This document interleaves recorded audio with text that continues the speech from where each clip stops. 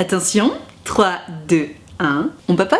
Bonjour à toutes et à tous mes enfants et bienvenue dans ce nouvel épisode de On Papote. Tu l'auras compris, ici on va parler d'amour, d'amitié, de confiance en soi, de sexe, de vous, de moi, de ce que vous voulez. Pour ce faire, comme d'habitude, je vous ai demandé à toutes et à tous sur Instagram, dans mes stories, de venir me poser vos questions dans une boîte à questions. L'idée c'est d'avoir des questions courtes pour avoir des réponses courtes, pour avoir un maximum de questions dans une vidéo. Alors c'est parti. Ok, on démarre fort de café les gars. Gertrude me dit, je n'ose pas demander le snap de mon crush en personne parce que j'ai peur de la moquerie et de la honte. Alors, ma Gertrude, sache une bonne chose. Bon, bien entendu, s'il s'agit de ton crush et que t'as envie d'aller l'aborder, il y a un moment il va falloir sortir de ta zone de confort. Malgré tout, quelque chose me dit qu'il faut toujours se fier un minimum à son instinct. Si là tu me dis que t'oses vraiment pas du tout aller demander son snap à ton crush, et attention, c'est pas comme si t'allais lui demander 1000 balles, tu vois, tu veux juste savoir quel est son snap, c'est pas non plus l'info du siècle. Si t'oses même pas lui demander ça, c'est potentiellement que tu te sens tellement pas à l'aise avec lui que du coup tu te dis ah bah non, je peux pas lui poser cette question. Si tu te dis ça, il y a forcément une raison. Si tu te sens pas suffisamment à l'aise pour lui poser une question aussi banale que c'est quoi ton snap, c'est la preuve qu'en fait vous êtes juste pas assez proche pour poser cette question là. Et ça veut peut-être dire du coup qu'il faut que tu passes par les étapes précédentes avant d'arriver là. Parce que pour mémoire, quand t'as un crush, avant d'aller lui déclarer ta flamme, avant de te rapprocher de ton crush, qu'est-ce qui se passe? D'abord il faut être introduit, de quelque façon que ce soit, que vous soyez dans la même classe, que vous ayez des potes en commun, ou que tu sois seulement allé lui poser une question. Il faut être introduit, il faut qu'il y ait un premier contact qui ait été fait, il faut que vous voyez l'un et l'autre qui vous êtes l'un l'autre, il faut passer par le stade de salut ça va quand tu le croises, mais tu sais juste salut ça va, pas j'essaie de discuter avec toi pendant une demi-heure, mais juste montrer à la personne que tu la connais et que tu la reconnais surtout à chaque fois que tu la croises. Donc au départ c'est juste salut, après salut, ah salut ça va, et puis après ah salut ça va, quoi de neuf, et puis après on se tape la bise ou on se fait un check, Covid oblige toi-même tu sais, et puis après on commence à traîner un petit peu ensemble, et puis après on commence à se raconter des histoires, et là peut-être on s'échange les snaps, les numéros ou quoi. Mais du coup il y a des étapes avant. Donc si tu me dis ma Gertrude que t'oses pas du tout demander son snap à ton crush, c'est peut-être que t'as pas passé ces étapes là avant, et du coup tu te dis oh là là ce serait trop bizarre que j'aille demander ça à mon crush maintenant, tout simplement parce que comme t'as pas passé ces étapes là, bah ouais effectivement ce serait bizarre d'aller demander son snap à ton crush. Remarque non, ce serait même pas forcément bizarre parce que maintenant c'est tellement naturel de demander ça à quelqu'un, mais en tout cas ce qui est sûr c'est que ce serait cramé. Donc si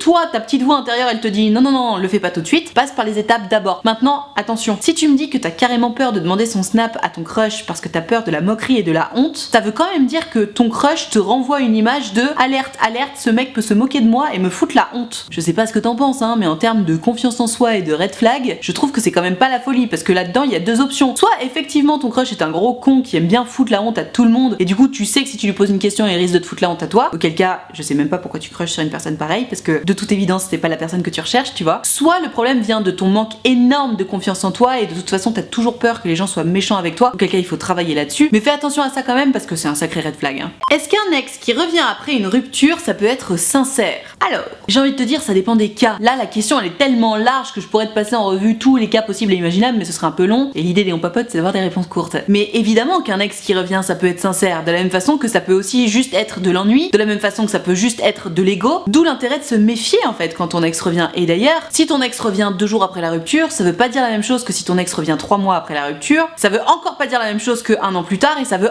encore pas dire la même chose que 5 ans plus tard. Dans tous les cas, si tu veux mon avis, il faut juste analyser la situation. J'ai fait une vidéo en plus il y a pas longtemps là-dessus sur leurs ex reviennent, découvrez pourquoi. Quand ton ex revient, il y a toujours évidemment une raison, sauf que rappelle-toi que si vous êtes plus ensemble, c'est qu'il y avait une raison valable. Si vous n'êtes plus ensemble, c'est que cette raison-là, elle était plus importante que l'envie de rester ensemble. Donc quoi qu'il en soit, sincérité ou pas, déjà vérifie si cette raison valable, elle existe toujours ou pas, parce que si elle existe toujours, ça sert à rien de se remettre ensemble. Si votre couple a pété une fois à cause de cette raison valable, votre couple pètera une deuxième fois à cause de cette raison valable. Et ensuite, essaie de voir un peu les motivations de ton ex qui revient quoi. Essaie de savoir si c'est de l'ennui, tu sais, s'il a juste trouvé personne depuis et puis bon bah du coup il revient vers toi. Si c'est de l'ego, parce qu'il veut surtout pas que tu te tapes un autre mec que lui, ou si c'est sincère, si c'est vraiment de l'amour en mode bah en fait j'arrive pas à t'oublier, je pense qu'à toi, tu es la reine de mes rêves et je ne vois pas ma vie sans toi, auquel cas bon bah peut-être que là ça peut être intéressant, mais à toi de voir, réfléchis bien, analyse tout ça, c'est ton sens critique en fait qui va faire toute la différence, mais surtout essaie de bien mettre ton manque affectif de côté au moment où tu vas analyser tout ça, parce que évidemment ton manque affectif qu'est-ce qu'il va dire? Il va dire 1 on connaît cette personne, 2 on a confiance en cette personne, 3 cette personne nous manque donc go. Non,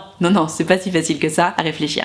Je suis en crush sur un ami de ma sœur, je le dis un premier à qui? À lui ou à elle? Alors, ma Gertrude, j'ai envie de te dire un truc que j'ai déjà dit dans beaucoup de mes vidéos, donc je vais pas m'éterniser. À partir du moment où t'es en crush sur quelqu'un, tu n'as de permission à demander à absolument personne pour sortir avec ton crush. Tu crushes sur quelqu'un, ça ne regarde que toi et ton crush. Ça regarde pas ta ta sœur, Pierre, Paul, Jack ou n'importe qui serait ses meilleurs amis ou que sais-je. Les deux seules personnes concernées dans ton histoire, c'est toi et ton crush. Donc en soi, si t'es proche de ta sœur, si tu penses que ta sœur elle pourra un petit peu t'aider et te conseiller par rapport à ce crush, ben bien entendu tu peux le lui dire, mais quoi qu'il en soit, tu ne dois absolument aucun compte à ta sœur. Tu ne dois de compte à personne d'ailleurs. Lorsqu'on s'intéresse à quelqu'un, ça se fait plus ou moins naturellement, tu réfléchis pas. Tu sais, tu te dis pas bon alors à qui je pourrais m'intéresser. Non, ça se fait naturellement, tu te dis oh waouh, j'aime bien cette personne et ça se fait comme ça. Donc encore une fois, si t'es proche de ta sœur, si t'as envie de lui en parler, bah tu lui en parles, mais rappelle-toi que tu ne lui dois absolument rien à ta sœur. Et c'est pas parce que c'est ta sœur qui t'a présenté ce mec que tu lui dois de l'informer que t'es en crush sur lui. Pas du tout. Et concernant ce mec, est-ce qu'il faut dire à son crush qu'on est en crush sur lui ou sur elle ou pas? J'ai envie de te dire, ça dépend du moment. Comme je disais dans une des questions précédentes, tu sais, dans l'histoire du crush, il y a quand même plusieurs paliers à passer. D'abord, il faut être introduit, ensuite il faut se reconnaître, faut se dire bonjour, faut discuter, faut s'échanger les numéros, papoter, etc. Devenir pote en fait. C'est sûr que si ce pote de ta sœur, tu l'as vu 2 fois, bon bah c'est peut-être un petit peu prématuré pour lui avouer que tu le kiffes, tu vois. Maintenant, si vous commencez vraiment à devenir pote, à passer du temps ensemble, là peut-être que tu peux lui déclarer ta flamme ou même juste faire un move en fait. T'es pas obligé de dire bon bah voilà je te kiffe, tu peux juste essayer de lui montrer via des blagues, via un côté tactile, via ce que tu veux, que tu le kiffes, tu vois. T'es pas non plus obligé de mettre des mots. Mais voilà, en tout cas ce qui est sûr c'est que oui tu peux le dire à ton crush, oui tu peux le dire à ta sœur, mais tu ne dois absolument aucun compte à ta sœur et tu fais bien ce que tu veux là-dedans. Aïe aïe aïe, le problème qui est contenu dans la question. Chaque relation que j'ai eue c'était à sens unique. C'était toujours à moi de fournir 100% des efforts. Et oui mais mon Alphonse, c'est un énorme red flag en même temps. Chaque relation que j'ai eue était à sens unique, c'était toujours à moi de faire 100% des efforts. De toute façon, à partir du moment où c'est à toi de faire 100% des efforts, ne serait-ce qu'au niveau de la drague, c'est quand même la preuve que la personne elle s'intéresse pas à toi. Parce que quelqu'un qui s'intéresse à toi, qu'est-ce qu'il fait? Bah il se comporte comme toi qui t'intéresse à lui ou à elle. Il ou elle te montre qu'il s'intéresse à toi, il ou elle fait des efforts, il ou elle te propose des choses, il ou elle t'envoie des signaux en fait, tout simplement. Et là quand tu me dis que chacune de tes relations était à sens unique, que c'était toujours à toi de faire 100% des efforts, comme je le dis toujours, si l'histoire se répète, c'est que t'as pas compris la leçon. Et la leçon que t'as pas comprise, mon Alphonse, c'est que quelqu'un qui ne fournit aucun effort pour passer du temps avec toi, ou quelqu'un qui te montre juste pas qu'il ou elle s'intéresse à toi, bah c'est pas quelqu'un qu'il faut continuer à pourchasser, c'est quelqu'un qu'il faut juste laisser partir, parce que c'est quelqu'un qui s'intéresse pas à toi. Une relation, c'est basé sur l'équilibre. Alors évidemment, ça peut un petit peu évoluer de temps en temps, tu vois, mais si ton équilibre c'est toi qui fais tout et l'autre qui fait rien, c'est que t'es clairement pas en face de la bonne personne. C'est une question de logique. Alors je sais que c'est compliqué de se rendre compte de ça et de se dire bon bah encore une fois ça fonctionne pas, bon bah je lâche l'affaire, plutôt que de se dire quelque chose du style non mais je suis sûre que ça va évoluer, non mais vas-y, c'est peut-être parce que j'ai pas essayé ça, j'ai pas essayé ça. C'est bien de se remettre en question, mais il y a un moment faut pas être trop con non plus. Loin de moi l'idée de dire que tu es con Alphonse, évidemment. C'est juste que cette leçon de si c'est moi qui ai besoin de faire 100% des efforts et l'autre 0%, ça veut dire que je ne suis pas en face de la bonne personne, tu l'as pas intégré, tu refuses de l'intégrer parce que tu veux toujours donner une chance de plus à la personne en face de toi. Preuve en est que ça ne fonctionne pas. Donc peut-être que dans tes relations futures, quand tu sentiras que l'équilibre n'est pas bon, que c'est encore toi qui fais tout, et ben juste tu pourras t'en laver les mains, te barrer et voir ce qui se passe. Et d'ailleurs, potentiellement, généralement, quand t'es dans ce genre de situation, la personne qui faisait 0%, quand elle te voit se barrer, soit elle réagit pas du tout en mode bon bah oui, en même temps, j'étais pas intéressée par toi, soit la personne commence à dire ah quoi, mais tu t'en vas, mais qu'est-ce que c'est que cette histoire? Auquel cas, c'est toujours de toute façon la preuve que t'étais pas en face de la bonne personne, parce que quelqu'un qui a besoin que tu te barres pour commencer à te courir après, on n'est pas dans ce qu'on appelle une relation saine, tu vois. Donc dans tous les cas, mon Alphonse, retiens cette leçon. Quelqu'un qui ne calcule pas, quelqu'un qui fait 0 effort pour toi, c'est de toute façon pas la personne que tu recherches. Donc next. J'ai dormi avec un mec, mais il m'a jeté après. J'aimerais qu'on redevienne amis, mais je sais pas comment. Tu vois, je soupire en même temps que Boubix. Gertrude, qu'est-ce que c'est que cette histoire-là? Tu dors avec un mec qui te tèche derrière, donc qui est quand même pas très sympa, mais tu veux quand même redevenir ami? Il y a un moment, faut ouvrir les yeux les enfants. Parce que ça, c'est vraiment THE excuse que tout le monde me sert quand on n'a pas oublié son ex, c'est non mais je veux le garder dans ma vie, ou alors non mais de toute façon on sera toujours reliés par telle ou telle façon. Non, faut arrêter de se raconter des histoires les gars. Vous n'êtes pas ou plus ensemble, pourquoi? Parce que l'autre ne veut plus de toi, donc passe à autre chose. Pourquoi tu veux redevenir ami avec quelqu'un qui a dormi avec toi et qui derrière t'a tège? Le mec t'a tège. Toi, t'es love de lui. Parce que sinon, t'aurais pas dormi avec lui. Donc, vous voulez pas la même chose. Donc, juste, cette personne n'a rien à faire dans ta vie. Donc, je vais même pas te donner des tips sur comment faire pour redevenir ami. Parce que tu sais quoi? Si ce mec voulait ne serait-ce que devenir ami avec toi ou redevenir ami avec toi, pareil, t'aurais pas besoin de tout faire. Il viendrait vers toi, tu viendrais vers lui et les choses se feraient naturellement. Si c'est à toi de tout faire pour que, et surtout, il reste dans ta vie, c'est que clairement, tu n'es pas du tout dans une relation dont tu as besoin. T'es pas du tout dans une relation qui te correspond. Exactement comme l'Alphonse précédent. Donc, Gertrude, respecte ce que tu veux et ce que tu ne veux pas. Tu ne veux pas courir après un mec qui ne veut pas de toi. Alors ce mec-là, rends-toi juste compte qu'il t'attège, que ça fait chier, que clairement vous vouliez pas la même chose et donc qu'il n'a rien à faire dans ta vie. Et goodbye. Cherche pas à devenir ami avec des gens qui ne veulent pas la même chose que toi. Tout simplement parce que tu veux même pas être son ami. Tu veux être son amoureuse. Ça fonctionne pas, il ne veut pas. Et d'ailleurs, de toute façon, il veut même pas être ton ami, donc goodbye. Ouvre les yeux là-dessus, ma Gertrude. Je sais que c'est dur à encaisser, mais il y a un moment, faut se respecter. Si tu cours après des gens qui ne veulent pas de toi, ça veut dire quoi? Ça veut dire des choses très néfastes pour toi. Donc non, stop, on arrête. Et ce mec, il gère de ta vie. Ok? Courage, tu peux le faire. Ah putain, je déteste ce genre de situation. Tout s'est fait très rapidement entre nous, il disait être amoureux et il m'a quitté quand je lui ai dit je t'aime. Quel gros bâtard. Alors ça, tu sais quoi? Je veux pas non plus en faire une règle universelle parce que de toute façon les règles universelles, notamment dans les relations humaines et encore pire en amour, ça n'existe pas. Sauf un peu mais pas trop. Et tant que c'est pas oui, c'est que c'est non. Et si l'histoire se répète, c'est que tu n'as pas compris la leçon. Bref, je vais arrêter. Mais d'une manière générale, les relations, que ce soit en amitié ou en amour, qui partent sur les chapeaux de roue comme ça, c'est les relations où c'est la folie dès le début, mais tout feu tout flamme, on se voit tout le temps, on est trop heureux, on est amoureux tout de suite. Ça finit toujours par péter et par s'arrêter aussi vite que ça a commencé. Mais alors ça, je l'ai remarqué, mais c'est quasi à chaque fois, vraiment. Et donc là, ça ne loupe pas. Tu m'expliques que c'est parti sur les chapeaux de roue, que tout de suite il t'a dit qu'il était amoureux et tout. Donc toi, évidemment, pas folle la guêpe, tu t'es dit waouh, je vais prendre un tout petit peu mon temps. Donc t'as profité de ça et bam, ça a pas loupé. Pile au moment où tu lui dis que t'es amoureuse de lui, il se casse. Alors ça, je suis vraiment désolée que t'aies eu à vivre ça, ma Gertrude. Malheureusement, c'est un petit peu difficile à prédire quand même, parce que la vérité, c'est que quand tu te retrouves dans une relation qui démarre sur les chapeaux de roue comme ça, qu'est-ce qui se passe? Bah t'as juste trop envie d'en profiter, t'es ultra saucé, tu kiffes le moment et à aucun moment t'as envie de te dire oh là là mais ça démarre trop vite donc peut-être que c'est pas une bonne chose. Non, ça démarre trop vite parce que tu le veux et que l'autre le veut aussi, vous kiffez le moment, ça se passe trop bien et t'en profites et en vrai t'as raison tu vois. Donc en soi peut-être pour les prochaines fois, rappelle-toi quand même que quand les choses partent un petit peu trop vite comme ça, c'est potentiellement qu'il y a un problème. On peut pas non plus parler de red flag, mais juste voilà. En début de relation, de toute façon, il faut toujours rester un petit peu sur ses gardes. C'est malheureux à dire, mais bah c'est la vérité. Il s'agit de commencer à s'ouvrir à quelqu'un qu'on ne connaît pas encore. Et rappelle-toi quand même que quelqu'un qui s'ouvre à toi tout de suite, très vite, bah ouais, ça laisse à se poser des questions sur comment c'est possible que tu t'ouvres à moi aussi vite et aussi grand. Alors peut-être que c'est juste parce que c'est l'évidence, auquel cas c'est merveilleux, ou peut-être que c'est juste parce que bah, la personne avait juste besoin d'énormément d'amour et d'affection tout de suite, et donc cette personne,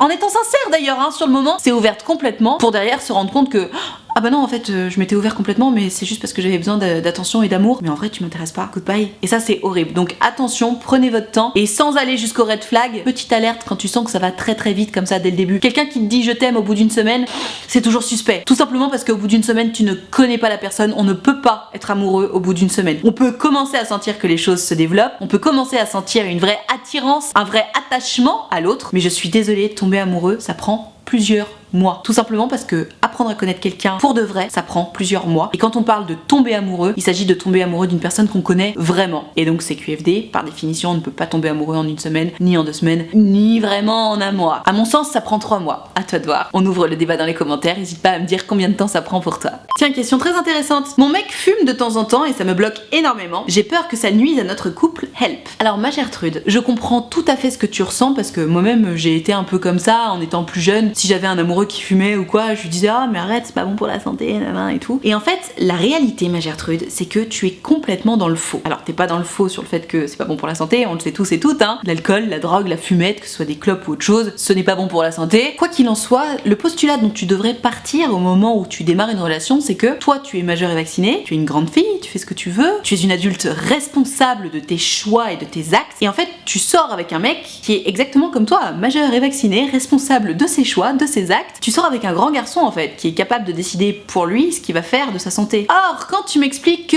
oh là là, putain, mon mec il fume, ça me fait trop chier, ça me bloque de ouf et tout, je peux tout à fait comprendre, que ce soit par rapport à l'odeur, que ce soit par rapport à l'hygiène de vie, que ce soit par rapport, pas aux valeurs, mais au style de vie finalement que ça renvoie, je peux tout à fait comprendre que ça te bloque, mais ce qui est sûr, c'est que ce n'est en aucun cas à toi de décider si ton mec va fumer ou pas, et c'est en aucun cas à toi de mettre la pression à ton mec sur est-ce que tu vas fumer ou pas. En fait, ton mec, exactement comme toi, c'est son corps, son choix. Et s'il a envie de fumer, bah il fume en fait. Bien entendu, tu peux lui dire que ça te fait un peu chier qu'il fume, tu vois. T'as aussi le droit de t'exprimer, faut pas déconner. Par contre, essayer de mettre une pression pour faire en sorte qu'il arrête de fumer, bah non, je suis désolée, non. Pourquoi? Parce que son corps, son choix. De la même façon que s'il picole trop, s'il se drogue, s'il fume autre chose que des clopes, tu peux lui dire écoute, moi franchement je suis pas du tout d'accord avec ça, j'aime pas que tu fasses ça, je trouve que c'est pas bon pour la santé, j'aimerais que tu fasses attention à ça. Tu peux lui dire ça, mais soit il en a envie et il le fait pour te faire plaisir parce qu'il est consentant, soit il en a pas envie, auquel cas tu n'as a rien à dire parce que, encore une fois, son corps, son choix. Donc ma Gertrude, si tu sens que toi ça te bloque trop, en fait, rappelle-toi simplement que, premièrement, bien entendu, tu peux lui en parler en lui disant ah, ça me bloque un peu que tu fumes, est-ce que tu crois que tu peux faire des efforts par rapport à ça? Si la réponse est oui, bon bah tant mieux, il va en faire.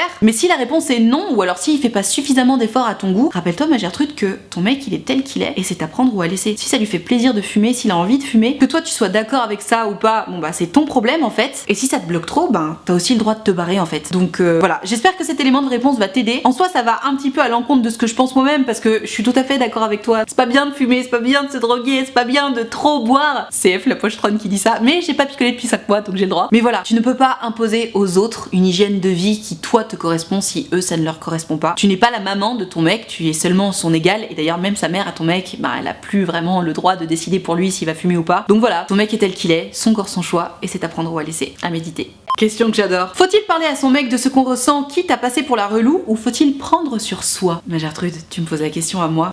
Bien sûr qu'il faut parler de ce qu'on ressent, tu rigoles ou quoi? En fait, il faut parler de ce qu'on ressent si on en a envie et si on en ressent le besoin. Très simplement, exactement comme avec tes potes, exactement comme avec n'importe qui dans la vie en fait, si t'as besoin de dire quelque chose, si t'as besoin de t'exprimer sur quelque chose, bien sûr qu'il faut que tu le fasses. Parce que si t'en as besoin, c'est qu'il faut que tu le fasses. Et même si t'en as juste envie, il faut que tu le fasses si ça te fait plaisir de le faire. Et le fait que tu passes pour une relou ou pas, en fait, dans tous les cas, si t'as besoin de t'exprimer sur un sujet, que ton mec ou ta meuf pense que t'es relou à cause de ça ou pas, en réalité c'est pas ton problème. Toi, encore une fois, tu es tel que tu es et c'est à prendre ou à laisser. Donc si tu fais partie de ces gens qui ont beaucoup besoin de parler de leurs ressentis, d'échanger là-dessus, de se faire rassurer, etc., mais cherche pas à être quelqu'un d'autre en fait. Si t'en as besoin, tu le fais, point barre, ça s'arrête là. Et si ton mec ou ta meuf trouve que ça devient trop relou, bah honnêtement, c'est quand même potentiellement que vous avez pas grand chose à faire ensemble, tu vois. Parce que oui, tu as besoin de t'exprimer, oui, tu as besoin de parler de tes problèmes, oui, tu as besoin de parler de ce que tu ressens. Ça me paraît tout à fait normal. Alors forcément, certaines personnes auront plus besoin d'en parler que d'autres, mais dans tous les cas, il ne faut pas se brimer. Il faut pas chercher à être quelqu'un d'autre pour plaire à l'autre. Tu vois, tu me dis, faut-il parler de ce que je ressens quitte à passer pour la relou? Mais en fait, déjà, à quel moment tu passerais pour une relou parce que tu parles de ce que tu ressens? Ton mec ou ta meuf, il est avec toi pour ce que tu es. La personne qui sort avec toi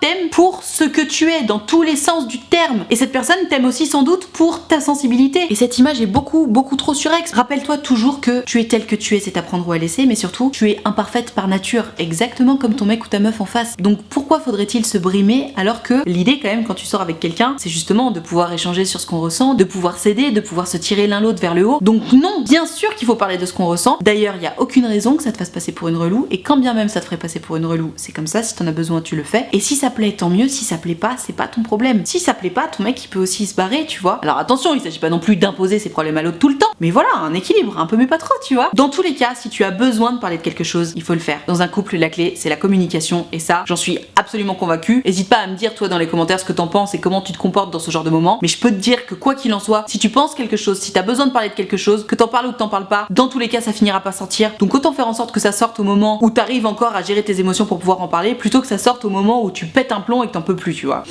À méditer. Oh, we have a problem. Je suis tombée amoureuse d'un collègue et je suis déjà en couple depuis 9 ans avec un bébé. Comment gérer? Alors, c'est une bonne question ma Gertrude, qui mériterait sa place dans un demandanade. Écoute, ma Gertrude, quand on se retrouve à 9 ans de relation et qu'on a déjà un enfant, forcément, les conséquences de est-ce qu'on se sépare ou pas sont évidemment beaucoup plus importantes que quand on est free, que ça fait 3 mois qu'on est ensemble et qu'il n'y a pas de bébé. En fait, ce qui change quelque chose vraiment, c'est pas tant les 9 ans de relation, c'est surtout le fait qu'il y a un bébé entre vous. Le bébé, c'est l'engagement pour la vie, vous êtes liés à vie tous les deux. Maintenant, t'es tombée amoureuse de quelqu'un d'autre, t'es tombée amoureuse de quelqu'un d'autre. Comment gérer? Je pense que la première chose à faire, si tu es sûre vraiment d'être tombée amoureuse de cette autre personne, bah c'est d'en parler à ton mec déjà, de lui dire écoute voilà, bon bah mon amour, ça fait 9 ans qu'on est ensemble, on a un bébé ensemble, mais il m'arrive ça, il y a ce collègue, je suis tombée amoureuse de lui, je sais pas quoi faire, est-ce qu'on peut en parler? Est-ce que tu peux me dire ce que t'en penses, ce que tu ressens? Moi je vais te dire aussi ce que j'en pense et ce que je ressens, et qu'est-ce qu'on fait à partir de maintenant? En fait je pense que la première des étapes, si tu sens vraiment que c'est irrépressible, parce que si c'est juste un petit crush sur un collègue, bon en 9 ans de relation, tu vois, je pense que ça arrive, et il y a vraiment pas lieu de s'alarmer. Par contre si tu sens que vraiment bah t'es tombé love de ce collègue, et que t'as envie qu'il se passe quelque chose avec ce collègue, bah c'est quand même pas la même chose, tu vois. Donc si pour l'instant t'es encore un petit peu en stand-by en mode je sais pas trop ce que je fais, première étape, si ça dure depuis un petit moment, bah ouais, parle-en à ton mec en fait. Voyez un petit peu ce que vous en pensez tous les deux, et peut-être même que avant d'en parler à ton mec, toi il faut quand même que tu te poses la question de est-ce que t'as envie de te barrer avec ce collègue ou pas? Est-ce que t'as envie de continuer ta relation avec ton mec actuel ou pas? C'est surtout ça la question. Est-ce que t'as envie du coup de continuer avec ton mec actuel ou pas? Parce que t'es tombée amoureuse de quelqu'un d'autre, très bien. En soi tu peux aussi enfouir ça au fond de ton cœur et te dire ah en fait non je suis pas du tout tombée amoureuse de de ce mec-là, faire comme si de rien n'était et continuer ta relation, tu peux. Ou alors peut-être que tu te dis au fond de toi que bon bah c'est peut-être un signe qu'il faut se séparer et qu'il faut que tu démarres une nouvelle vie. Quel cas évidemment il faut en parler à ton mec. Dans tous les cas, je pense que si tu sens que c'est vraiment quelque chose de fort, tu peux en parler à ton mec, lui dire écoute, je sais pas ce que j'ai en ce moment, je pense à ce mec, je sais pas si je suis tombée amoureuse de lui ou pas, mais voilà, je pense à quelqu'un d'autre et je suis perdue, je suis déboussolée. Peut-être que t'as besoin aussi de prendre un petit peu d'espace, un petit peu de temps. C'est très difficile de donner des conseils dans ce genre de situation parce qu'il y a un bébé en jeu, une relation de 9 ans en jeu, c'est quand même pas rien. Dans tous les cas, tu te connais toi, tu connais ton mec et la réponse, elle est déjà au fond de toi. Tu sais déjà comment gérer en fait. Parce que pareil, ce collègue, tu sais déjà si t'as envie de te barrer avec lui ou si t'as envie de rester avec ton mec actuel ou si t'as envie de te retrouver toute seule. La réponse, elle est en toi, c'est juste que t'as peut-être peur de la voir. Prends ton temps, après tout, rien ne presse, mais dans tous les cas, si par exemple ton mec commence à te poser des questions en mode bah écoute, t'es un petit peu bizarre en ce moment, t'es un peu distante, qu'est-ce qui se passe et tout, peut-être que tu lui dois la vérité. Il y a vraiment deux écoles qui s'affrontent là-dessus, il y a certaines personnes qui diront que oh non, surtout faut rien dire, tu fais ton truc en loose day et on dit rien du tout. Il y en a d'autres qui se disent que bon bah il faut être honnête, vraiment, l'honnêteté avant tout, faut tout se dire. Réfléchis à toi ce que t'en penses, réfléchis à ce que ton mec il en penserait s'il était au courant et avise en fonction en fait. Avise en fonction de ce que tu veux, de ce que tu ne veux pas. Et encore une fois, je suis convaincue que la réponse elle est déjà en toi. Courage. Est-ce normal que pendant les rapports que j'ai eu avec mon copain ça me faisait mal? Entre parenthèses, on l'a fait que 2 fois. Alors ma Gertrude, partons de là, la règle basique, il n'est jamais normal d'avoir mal lors d'un rapport sexuel. Mais donc si ça fait mal, il y a énormément de raisons possibles. Peut-être que t'es trop stressé, du coup tu sais ça serre un petit peu tous les muscles autour de ton vagin et donc peut-être que la pénétration est douloureuse. Peut-être que t'es pas assez lubrifié. Peut-être que ton mec a une beaucoup trop grosse bite et du coup ça te fait mal. Peut-être que c'est aussi tes premières fois et c'est ton hymen qui est en train de se distendre, auquel cas c'est entre guillemets normal, même si ça n'empêche pas d'y aller doucement pour les premières fois. Dans tous les cas, à part encore une fois les premiers rapports, les premières pénétrations je veux dire, qui c'est vrai chez la femme peuvent faire mal selon les femmes, selon ton seuil de résistance à la douleur, selon encore une fois la lubrification, le stress, etc. À part ces petites premières fois, et je pense qu'elles se comptent vraiment en peu de fois, tu vois, les 2-3 premières fois peut-être, et encore, il n'est jamais normal d'avoir mal lors d'un rapport sexuel. Donc si ça fait mal, ce qu'il faut faire, c'est parfois ça frotte trop fort, ça brûle, ça fait juste mal. Si ça fait mal, tu dis à ton mec, ah, on arrête, ça me fait trop mal là, je sais pas ce que j'ai. Vous en discutez, vous voyez ce qui peut aider, peut-être parfois juste du lubrifiant ça aide, hein. Ou parfois juste se détendre, prendre son temps, juste toi aussi voir que t'as le droit de dire stop, ça détend. D'ailleurs au passage, tu as évidemment le droit de dire stop quand tu veux, où tu veux, si tu veux, pour quelques raisons que ce soit, ça s'appelle le consentement. Mais pour répondre textuellement à ta question, est-ce que c'est normal que j'ai mal pendant les rapports avec mon mec? La réponse est non, ce n'est pas normal. Donc essaie de voir par rapport à tous les éléments qui peuvent faire que t'as mal, lequel est peut-être vrai. Encore une fois, si c'est juste de la lubrification, bah achetez-vous un bon tube de lubrifiant et ça va aller. Attention à ce que votre lubrifiant soit compatible avec vos préservatifs, parce qu'il y a certains lubrifiants qui endommagent les préservatifs. Ce serait con que votre capote craque et que tu tombes enceinte ou que tu chopes une EMST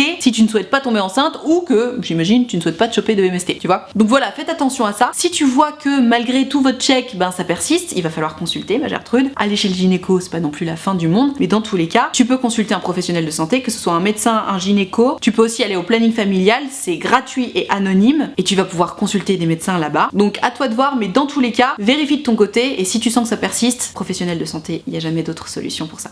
Voilà, je vais m'arrêter là pour ce On Papote, j'espère que ça t'a plu, j'espère que ça t'a intéressé, peut-être même que ça t'a appris des choses. Dans tous les cas, si t'as kiffé, n'hésite pas à me mettre un pouce bleu, c'est important pour moi. Tu peux aussi t'abonner à cette chaîne YouTube, tu peux cliquer sur la cloche si tu veux une notification à chaque fois que je sors une vidéo. Pour pouvoir participer aux prochaines vidéos, tu le sais, c'est sur Instagram que ça se passe, donc tu n'as qu'à venir me suivre et surtout il faut que tu regardes mes stories, parce que c'est dans mes stories que je précise à quel moment je suis en train de préparer une vidéo, et c'est à ce moment-là qu'il faut m'envoyer ton histoire par message privé ou par boîte à questions, selon la vidéo. Donc je t'attends dès à présent sur Instagram. Et alors si t'es pas très branché Instagram, mais que t'as quand même envie de discuter avec moi en privé, donc que ça ne passe pas en vidéo, de ton histoire d'amour, d'amitié, de sexe, de confiance en toi, de ce que tu veux, figure-toi que c'est possible. J'ai créé un site internet qui s'appelle utilefutile.fr sur lequel tu peux prendre rendez-vous avec moi. Tu peux choisir de prendre un rendez-vous de 20 minutes ou de 45 minutes selon si ton histoire est longue ou pas, selon si t'as beaucoup de choses à raconter ou pas. Et tu peux choisir de me raconter tout ça à l'écrit, au téléphone ou en visio, selon ce que tu préfères, selon ce qui te met le plus à l'aise. C'est très important de se sentir à l'aise. En tout cas, si t'as envie de prendre rendez-vous avec moi mais que t'oses pas, que t'as peur de me déranger ou quoi que ce soit, surtout n'aie pas peur, je suis évidemment très gentille, tolérante et bienveillante, ça fait aussi partie de mon travail. Et surtout, tu ne me déranges pas, c'est toujours un grand plaisir pour moi de vous avoir en rendez-vous. J'adore discuter avec vous en direct, donc surtout, tu n'hésites pas, utilefutile.fr, le lien est dans la barre de description. Je te rappelle également que l'option de souscription payante à ma chaîne YouTube est activée, ce sont les abonnés de Diamant, tu le sais depuis le temps, ils sont là pour me soutenir. C'est la raison pour laquelle il y a une cotisation de 5 € par mois ou plus, si tu veux et que tu peux, n'hésite pas. Et moi, pour les remercier de tout ce soutien, je leur fais régulièrement des lives Facebook exclusifs rien que pour eux. Et tu l'auras compris, tout le monde est très gentil, très accueillant, très bienveillant, donc pareil. pareil. Si t'as envie de venir les rejoindre, surtout tu n'hésites pas, tu seras forcément bien accueilli puisque c'est la règle d'or des abonnés de Diamant. Tout ceci étant dit, merci infiniment d'avoir suivi cette vidéo en entier et moi en attendant la prochaine vidéo, je te fais des très gros bisous.